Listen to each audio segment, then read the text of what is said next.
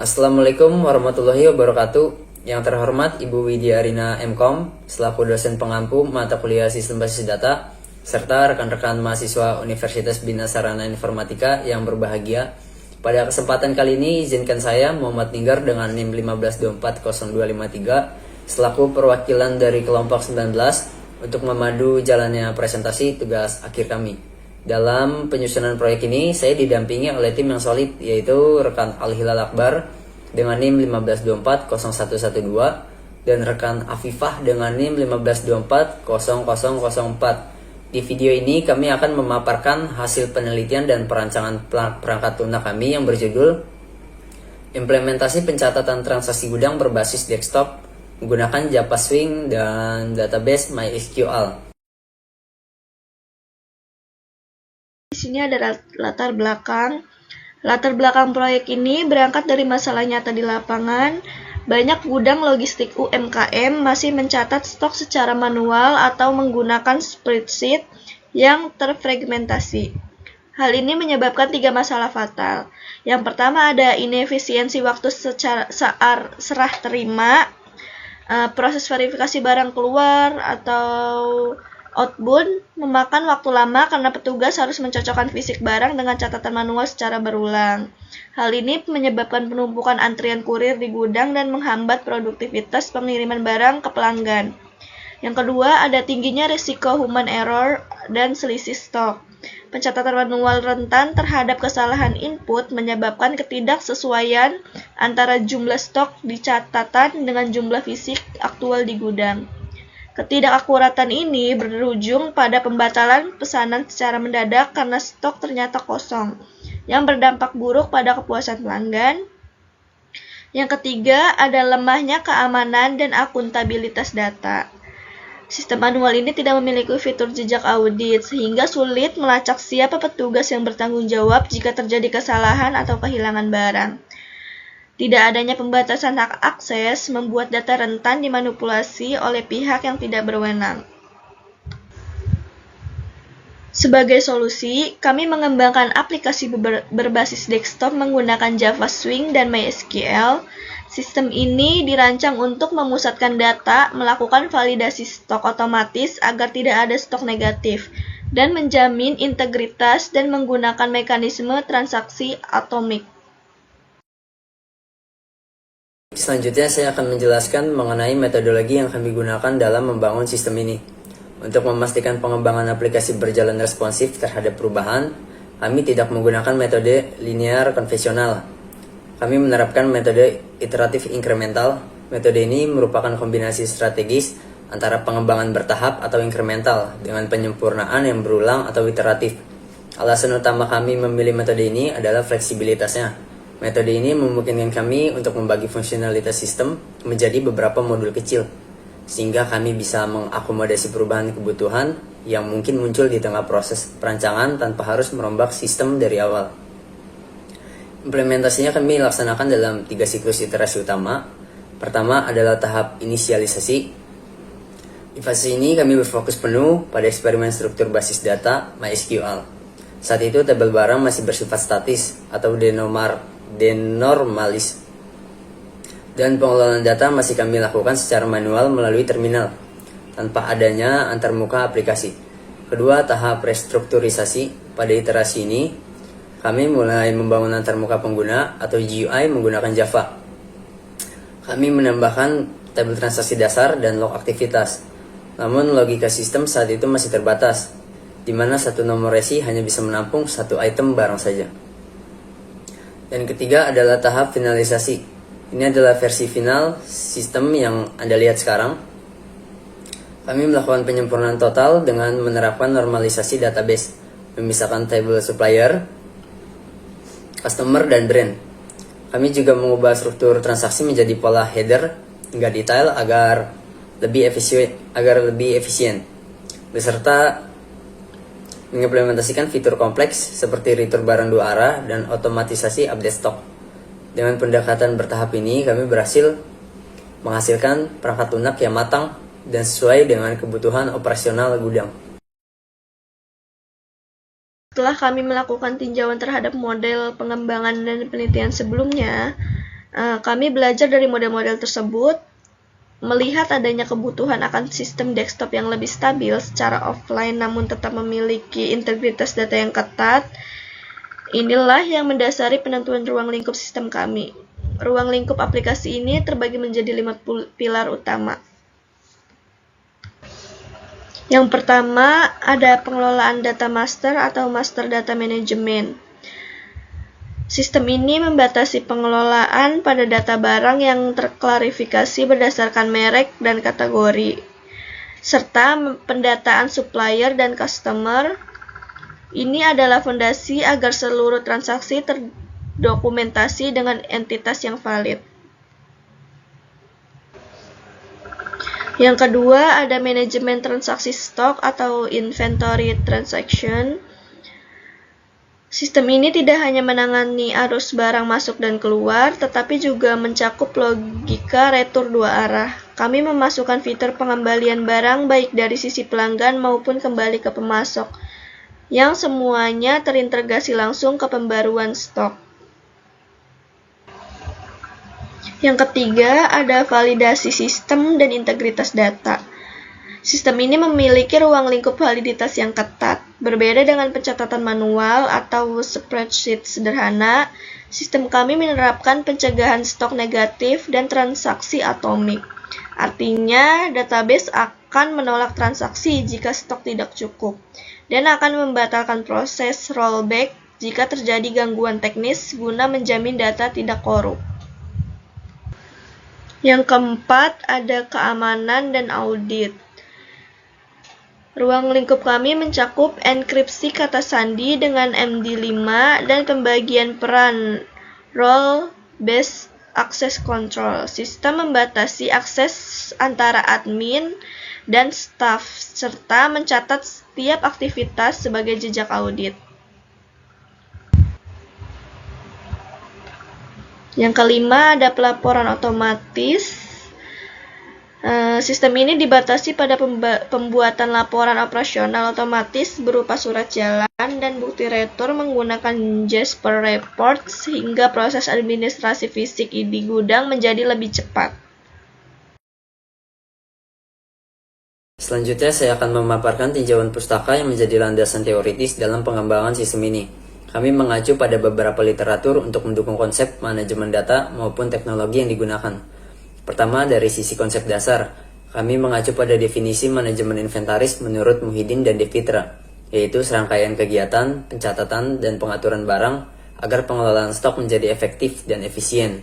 Untuk mewujudkannya, kami menerapkan konsep basis data dan DBMS, sebagaimana dijelaskan oleh Nur Hayati dan Nasution, serta Kalsum Siregar, yang berfungsi untuk mengelompokkan data sistematis agar mudah diakses dan dimanipulasi.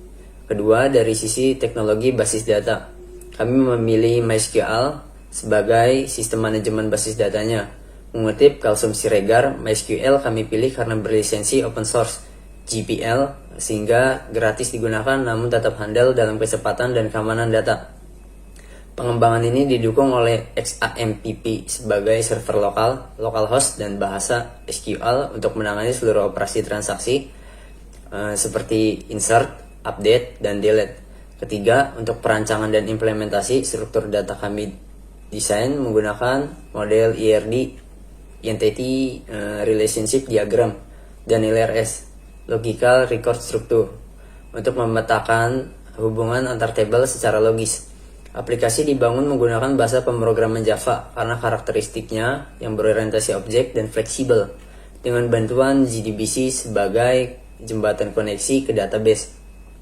Terakhir, untuk fitur pendukung, kami menggunakan Jasper Report untuk mencetak dokumen surat jalan secara dinamis tanpa hardcode, serta menerapkan konsep RBAC, Role Based Access Control, untuk membatasi hak akses fitur antara pengguna level admin dan staf demi keamanan sistem.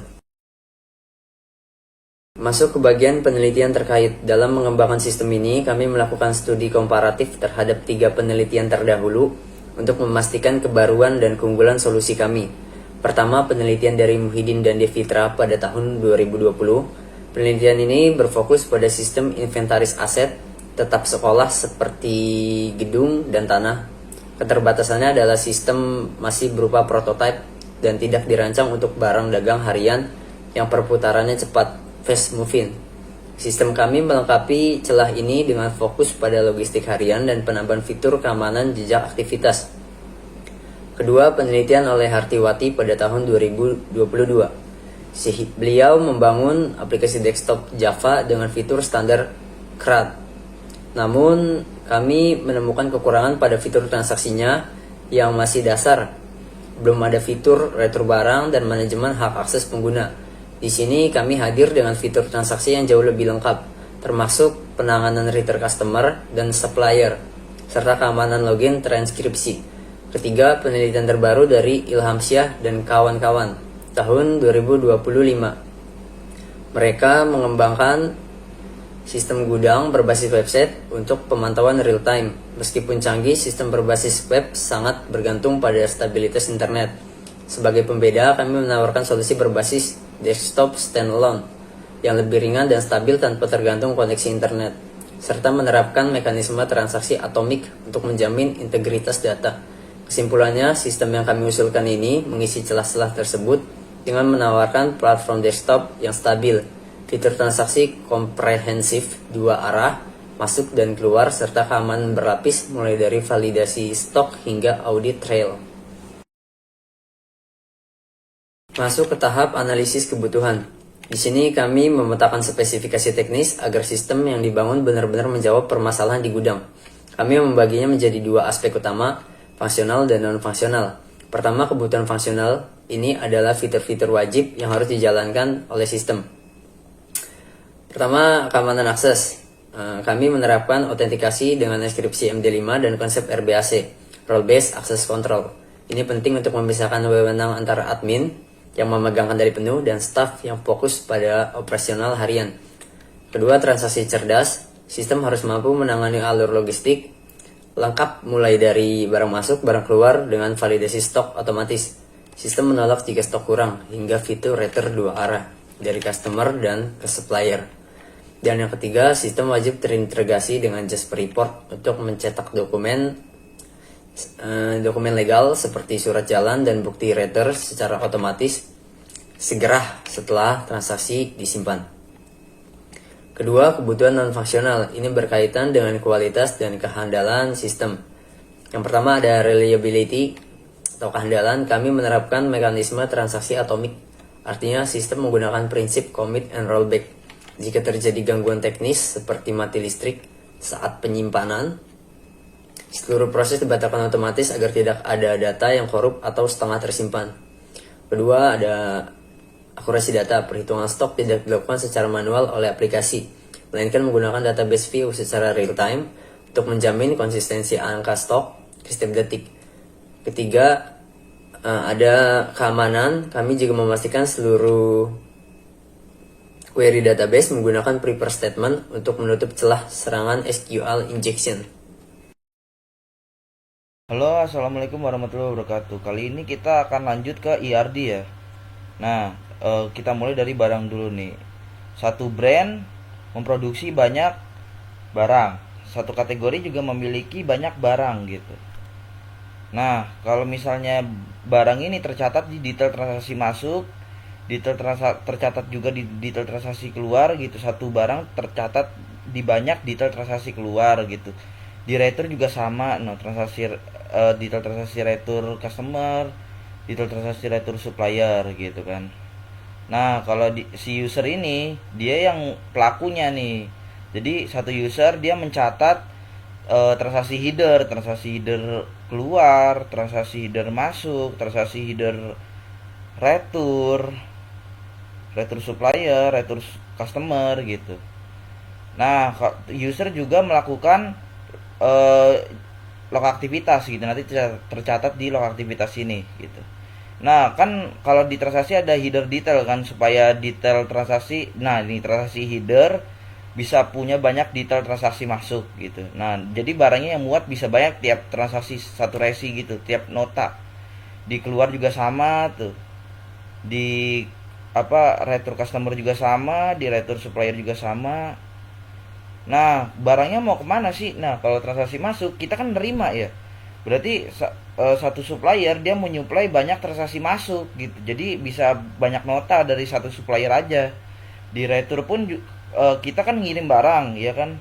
Satu customer dia bisa membeli banyak transaksi keluar gitu. Maksudnya satu customer dia bisa melakukan banyak transaksi keluar gitu. Nah, kalau di di transaksi retur pun juga sama. Tapi bedanya apa sih kalau transaksi retur ini dia harus ada referensinya. Jadi transaksi keluar nih, detail transaksi keluar menjadi referensi buat transaksi banyak transaksi customer gitu. Di kalau yang yang transaksi masuk menjadi sumber detail transaksi transaksi retur supplier gitu. Ya, oke, terima kasih. Assalamualaikum warahmatullahi wabarakatuh. Kali ini saya akan mendemokan desain antara muka ya. Nah, ini adalah from loginnya. Kita masuk dulu ya. Nah, setelah dari from login, kita masuk ke master barang ya. Di sini kita bisa ngelihat informasi barang-barang, ada model, ada brand. Ini pakai join ya. Ada kategori, ada stok, ada lokasi. Nah, untuk kita juga mengimplementasikan 15 tabel yang sudah ada kita buat database itu. Ada manajemen brand, ada manajemen kategori, ada manajemen supplier, ada manajemen customer. Nah, terus ada juga menu transaksi nih, ada transaksi barang masuk, ada transaksi barang keluar, ada transaksi barang retro customer, ada transaksi barang retro supplier. Nah, nanti kalau misalnya ini udah selesai di input, nanti masuk ke history, misalnya history transaksi masuk. Tuh di sini ada transaksi header, bawahnya transaksi detail. Jadi ketika kita pilih transaksi header mana, muncul detail transaksinya di bawah gitu. Nah, di transaksi keluar, di transaksi history transaksi keluar juga sama. History retro customer juga sama. History retro supplier juga sama. Ya, pokoknya konsepnya sama lah gitu. Nah, di sini ada menu admin juga nih, yang bisa dibuka admin doang, kayak kelola akun gitu, sama log aktivitas. Oke. Yang bekerja mulai dari pengelolaan data barang sampai proses transaksinya yang sudah otomatis. Kami mengambil kesimpulan yang pertama, transformasi operasional efektif. Ya, pengembangan aplikasi berhasil mengonversi proses manual menjadi sistem terkomputerisasi yang terintegrasi. Secara signifikan mengurangi redundansi data dan mempercepat administrasi serah terima barang. Yang kedua, akurasi stok real-time dan validasi. Pemanfaatan database view dan trigger kemungkinan pemantauan stok akhir secara otomatis tanpa perhitungan manual. Kemudian, sistem menerapkan validasi stok proaktif yang secara efektif menolak transaksi jika stok tidak cukup, sehingga mengeliminasi masalah stok negatif. Yang ketiga, ada jaminan integritas data. Penerapan mekanisme transaksi atomik menjamin bahwa seluruh data transaksi akan dibatalkan otomatis jika terjadi gangguan teknis, dan mencegah timbulnya data korup atau tidak lengkap. Yang keempat, keamanan dan akuntabilitas tinggi. Kombinasi enkripsi MD5, pembatasan hak akses, dan fitur audit trail berhasil menciptakan lingkungan sistem yang transparan dan aman dari manipulasi. Yang kelima, ada otomatisasi dokumen legal, yaitu integrasi dengan Jasper Reports yang menjadikan aplikasi bukan sekedar alat pencatat, tetapi juga pendukung operasional yang mampu mencetak surat jalan dan bukti retur sah secara otomatis. Kemudian ada saran dari kami. Yang pertama, peningkatan standar keamanan. Disarankan migrasi dari algoritma MD5 ke algoritma Hashing yang lebih modern dan kuat seperti Bcrypt atau Argon untuk mengantisipasi serangan siber. Yang kedua, mempertimbangkan fitur two-factor authentication khusus untuk akun administrator guna menambah lapisan keamanan. Yang kedua, transformasi ke platform web atau cloud. Mengembangkan versi berbasis web agar manajemen dapat memantau stok dan menyetujui transaksi dari mana saja secara real-time tanpa terikat pada satu komputer fisik. 3. Integrasi perangkat keras.